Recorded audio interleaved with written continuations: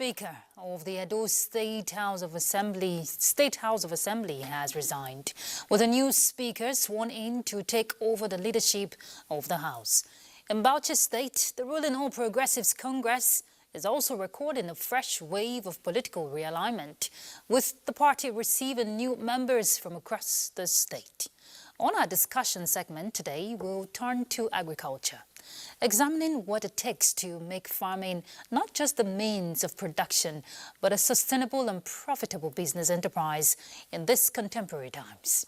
Welcome. This is Panorama. I'm Ruth Aguilera.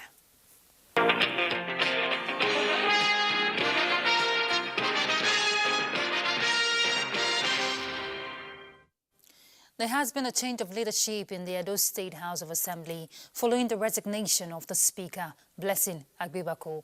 Deputy Speaker Yakini Idaye has subsequently been sworn in as the new Speaker of the Edo State House of Assembly. The House has also effected a change in its leadership structure, with the majority leader replaced by the member representing Esan South East constituency, Sonny Ejezele. The developments follow an emergency sitting of the House in Benin City. Our correspondent Jude Abugu is already standing by the Anthony Nahoro Assembly Complex there in Benin City to give us update on what is just happening there in the State House of Assembly. Jude, please go ahead.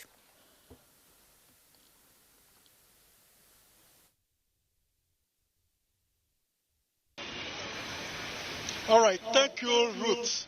And of course, there's been leadership change in Edo State House of Assembly. This morning, there was an emergency plenary where the Deputy Speaker, Ato Osawunyi, presided. And during that plenary, the former Speaker, Blessing Agbibako, announced to the members that he's resigning from the position. Subsequently, motions were moved and seconded, nominating member representing Akoko Edo 2 constituency in the person of Yakini Idaye as the Speaker of the Assembly. The new Speaker has already started presiding over the affairs of the State Assembly, as he had made some pronouncements, including the suspension of the summer Speaker and the former majority leader.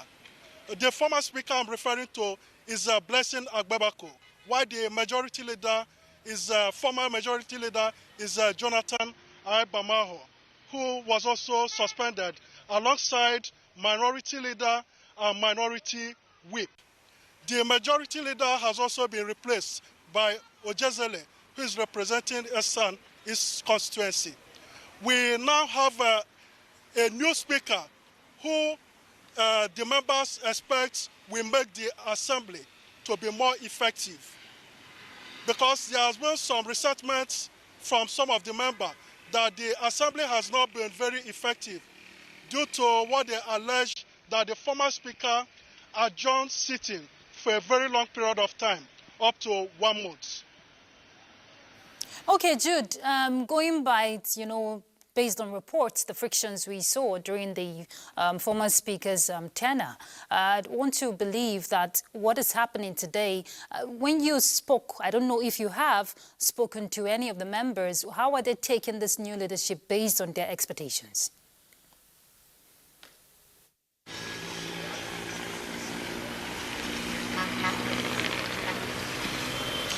Well, members are united in the decision that they took today. This is because they want the best for the assembly, and they want the best for the government of Model Okpebolo, and they want the best for the people of Edo State. And also the people that have been relieved of their duties in the leadership of the assembly, they are also calm, believing that whatever that is happening is in the best interest of the assembly. You will also recall that Blessing Agbibako was a speaker in the government of Godwin Obaseki. But after a new government came into power in November 2024, that is Model Okpebolo's administration, he was allowed to continue presiding over the affairs of the House of Assembly up to this moment that he decided to resign from the position for the interests of progress in the state and in the State Assembly. So there's no cause for any alarm or any kind of complaint or protest here. Okay, great. Thank you so much, Jude, for that update. Thank you very much. So let's flip to other issues. President Bola Tinubu has extended warm congratulations to General Ibrahim Badamasi Babangida, retired elder statesman and former military president, on his 85th birthday, which is today. In a statement through the Special Advisor Information and Strategy, Bayo Nanuga, President Tinubu described General Babangida as an outstanding leader whose remarkable military career culminated in his leadership of the nation following the 1985 coup. The president noted that General Babangida's name and legacy would remain indelible in Nigeria's history because of his many contributions to national development. He wishes IBB, as he's fondly called, continued grace, good health, and renewed strength, and may Almighty Allah keep him for many more years to come. The Benue State Governor, Hyacinth Alia, has appreciated the prompt response by security agencies in the terrorist attack in Ukom local government area. Terrorists, we hear, in the early hours of Sunday invaded and attacked the people of several communities in the local government area, killing some and inflicting injuries on others.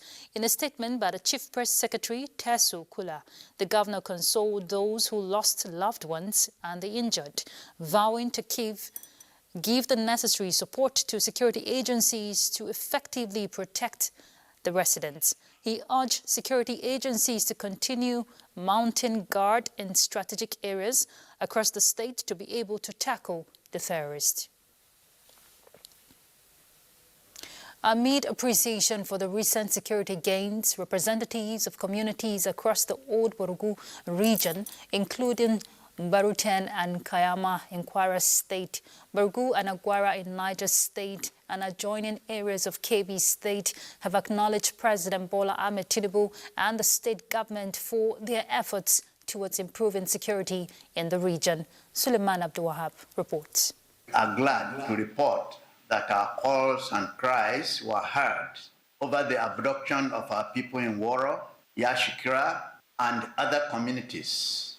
The federal government, working with Kwara State, Kwara and Niger State governments, and the security agencies, has acted promptly. The stakeholders appreciated the rescue of 308 victims, 163 from Woro in Kema local government area and 145 from Niger State, as well as the release of 7 members of Yashikra Emir royal family, describing President Bola Ahmed Tinubu as the Jagaban Borgu and commending his administration for the intervention and renewed attention. They also welcomed the establishment of the new military battalions in Barute and Kayama, describing the development as a significant boost to security. Sensitize them to know that there's more ground to be covered.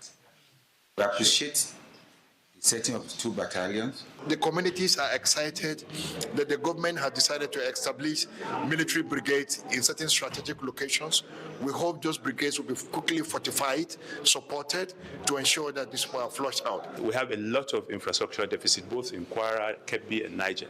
So it's an area that needs serious consideration. The stakeholders appealed on the Borgo Game Reserve, also known as Kanji Lake National Park.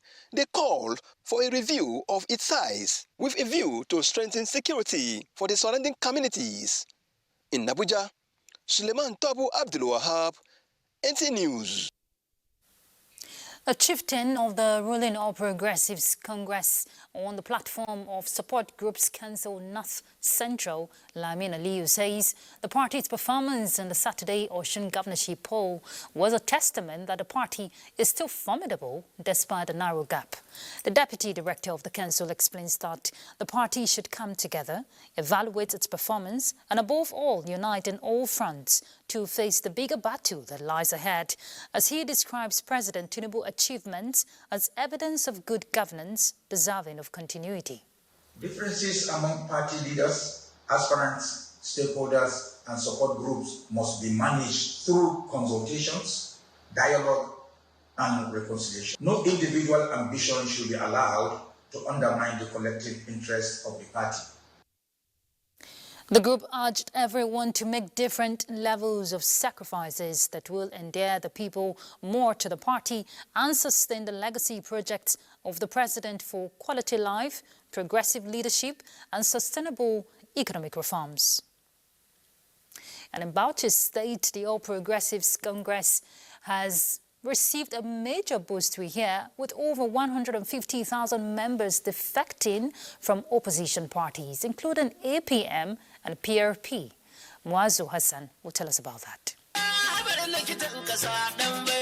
This is a massive turnout of APC stalwarts, party members, supporters and candidates. The All Progressive Congress in Bauchi State received over 150 new members from opposition parties across the state. Leading the receptions were the Coordinating Minister of Health and Social Welfare, Professor Muhammad Ali Pati, former Governor of Bauchi State and 2027 gubernatorial candidate Muhammad Abdullahi Abubakar, and the APC State Chairman. From top to the bottom, we will vote for President Bola Ahmed Tinubu. This time, the people of Bauchi will reciprocate the support Bola Ahmed Tinubu has given us. We will show him that we are good and trustworthy people. As he has supported us, we will support him. 150,000 people who have returned to APC. We gain an additional of 11,000 people through the effort of those who came. Party officials described the mass movement as a clear indication that the peoples of Bauchi State have confidence in the APC at both state and national levels. In Bauchi, Muaz Hassan, NTA News. All right, let's take a break. We'll be back shortly. Stay tuned.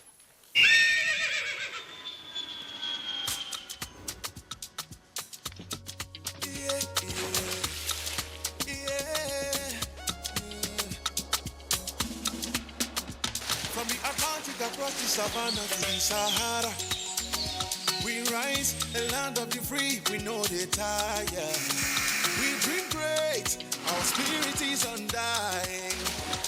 Resilient, rooted like palm tree, we sway in colors, we turn dark into light, we bet solutions, we ignite passion, yeah. Each ethnicity is unique, we have more than just a nation. We are Nigeria, strengthened in unity, we know they carry life. We are Nigeria, together live the dream of a land with great destiny. We are Nigeria. I am the real Nigerian. Brought to you by the National Orientation Agency, NOA.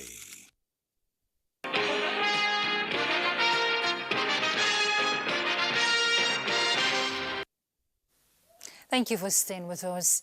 In a city where millions of people depend on food brought in from other parts of Nigeria every day, some Lagos residents are converting vacant spaces in their homes to farmlands, growing food closer to home.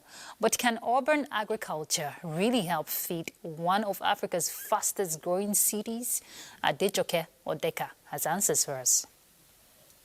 Lagos is a city where food supply involves a network of farmers, traders, and consumers across different locations. But with much of the food consumed in the state coming from outside the city, rising transportation costs and changing economic realities have encouraged some residents to explore urban agriculture.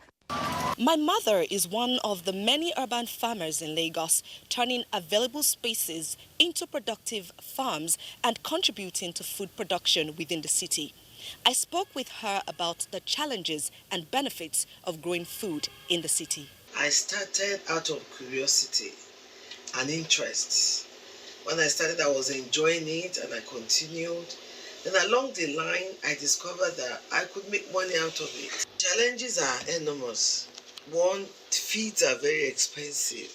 Two, the governmental policy as it affects electricity. for some residents, buying directly from these farmers provides access to fresh produce and, in some cases, affordable alternatives to conventional markets. When I was growing up, my father was an railway driver. If you come to our house, you ask for pawpaw, you ask for mango. We don't buy gari outside. From a neighborhood who is into urban farming, of course, I can easily pay visits. Oh, please, can I have a fresh ewedu? Beyond increasing food production, urban agriculture gives us more oxygen in the houses. As urban agriculture gains attention, experts say that with the right support, it can play a role in building a more sustainable food future. In Lagos, Adejoke Odeka, NTA News. All right, we have a guest in the studio to speak on how we can make it a sustainable and, of course, profitable business across every strata of society. We have the Deputy Director from the Ministry of Agriculture and Food Security, Dr. Jonathan Aligbe. Thank you so much for joining us, Dr. Aligbe. Thank you very much. It's my pleasure being with you this afternoon. Fantastic. We see what agriculture is to Nigerians and Nigeria, but traditionally it's seen largely as a, subsistence farming. What needs to change if we have to make agriculture a truly profitable and sustainable business enterprise, especially looking at today's economy? Thank you very much. Agriculture in itself is a business. And like you rightly asked, what can we do to transform it from subsistence? When you consider agriculture as subsistence farming, it means it's just to feed the family and may not be necessarily enough. We have experienced that perhaps in many rural communities, but that is changing. Over time, government try to sensitize, and of course, individuals, investors, businessmen, and entrepreneurs have seen the need that agriculture in itself is a business, and it must be treated so. For agriculture to be treated as a business, what it means is that you must ensure that you put in place, or indices like any other business. You have to look at it, you have to evaluate, you have to take decisions that will actually make agriculture a business and profitable. The first thing you will ask, which will make it differently from subsistence agriculture, it is not what can I produce. In the local settings where agriculture is a business, what can I produce? Others are producing yam, you want to produce yam, you want to produce... No. The question you will naturally ask yourself is, what can I produce profitably? And for who? And at what price? And at what cost? If you ask this question genuinely, it will throw up certain areas or certain aspects that also will help you to define and embark on agriculture as a business. For instance, it must be market-driven or market demand-driven. You want to look at what is the market asking me? What is the market? What is the need? What is not available for people? In that case, there is a demand gap that you want to fill. For instance, if somebody comes to me and said, look, I want to go into farm maize production, the question I will ask you, for who? For what? In that case, are you producing for an integrated farm that you have? Are you producing for industry? So you are trying to look at the demand gap. Okay. Dr. Aligbe, it's Yes. good you raised that, especially also considering the climate impact, of some certain region. So also considering the soil. But that aside, we get to see post-harvest losses, which continue to undermine farmers' income. So let's look at the aspect of storage. For a lot of people who want to go into it and don't know how to, conserve and manage when it comes to, agro-processing storage capacity. Some may not know what to do, and how can they turn that into an economic viability?